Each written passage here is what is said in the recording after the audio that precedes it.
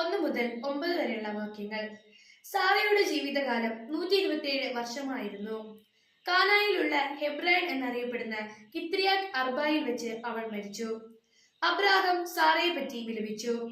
മരിച്ചവളുടെ അടുക്കിൽ നിന്ന് അവൻ എഴുന്നേറ്റ് ചെന്ന് അവൻ ഹിത്യരോട് പറഞ്ഞു, ഞാൻ നിങ്ങളുടെ ഇടയിൽ വന്നു പാർക്കുന്ന ഒരു വിദേശിയാണ്.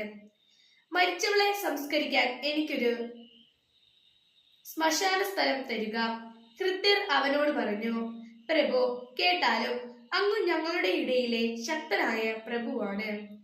മരിച്ചവളെ ഞങ്ങളുടെ ഏറ്റവും നല്ല കല്ലറയിൽ അടക്കുക. ഞങ്ങളെല്ലാവരും ഞങ്ങളുടെ കല്ലറ അങ്ങേക്ക് നിഷേധിക്കുമില്ല. മരിച്ചവളെ അടക്കാൻ തടസ്സം നിൽക്കുകയുമില്ല. അബ്രാഹാം എഴുന്നേറ്റ് നാട്ടുകാരനായ ഹിത്യരെ വണങ്ങി.